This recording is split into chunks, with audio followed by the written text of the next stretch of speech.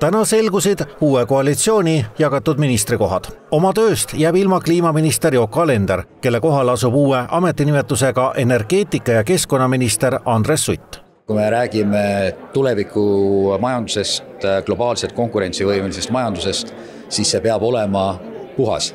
Ja samamoodi peab inimene ja majandus mahtuma looduse raamidesse, mitte vastupidi. Et keskkonnateemad minu jaoks kindlasti on tähtsad. Töö kaotab sotsiaalkaitseminister Signe Riisalo. Sotsiaalministeeriumi teine ministrikoht terviseminister jäi vabaks juba sotsiaaldemokraatide valitsusest heitmisega ning 2 ministrikohta liidetakse üheks sotsiaalministriks. Minu prioriteediks saab olema tervishoiuteenuste kvaliteet ja kui ma räägin sotsiaalvaldkonnas, siis seal on väga hea eeltöö ära teinud minister Riisalo ja kindlasti ma jään tema tarkusele nõuannetele ka tuginema, seal ma ei ole nii suur ekspert. Sotsiaaldemokraatidest vabaks jäänud taristuministri kohta ei muudeta ja sellele kohale saab ettevõtja ja investor Kuldar Leis, kes lubab enda sõnul Tallinna keskesse poliitikasse muutust tuua. Lihtsalt Eesti on nii väike riik, et võiks areneda palju ühtlasemalt ja kui on kogu Eesti on edukas, siis on Tallinn ka kokkuvõttes veel edukam. Nii et pigem ikkagi ju, ja see on täiesti loomulik, et elu rohkem suundub pealinnadesse, mitte ainult Eestis. Nii et selle tõttu on väga hea, kui ka mujalt poolt antakse nagu jõudu juurde. Eesti 200 jätab senised ministrid ametisse ning saab endale juurde 2 endist sotsiaaldemokraatide kohta. Teie ees on uus siseminister Igor Taro.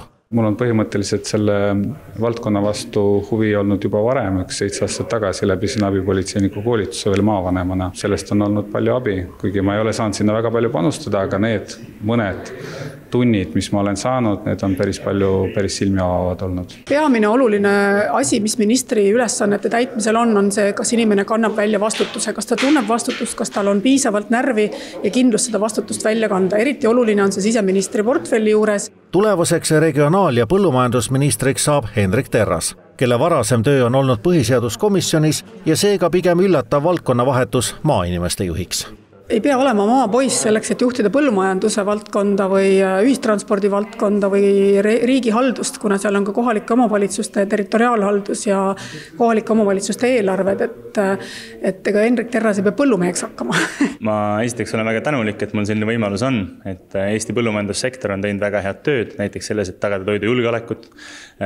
Meil regionaal- ja põllumajandusministeeriumis on väga head ja teotahtlised ametnikud, kellega kõigiga ma ootan kohtumist. Ja Hendrik Terrase puhul on tegemist inimesega, kellel on väga palju energiat ja kes väga tahaks teha reforme ja muutusi, et tal läheb silm särama, kui ta saab, olla juures sellel, kui on võimalik muutusi teha. Meil on ühistranspordireform, mis on peamine reform selles portfellis, mille eest Hendrik Terras vastutab. Koalitsioonikõnelused selle üle, mida täpselt nii uued kui vanad ministrid peavad ellu viima, alles algavad. Seekord kasutatakse esmakordselt varianti, et kokku lepiti ülddeklaratsioon, aga nüüd alles algavad konkreetsed jutud.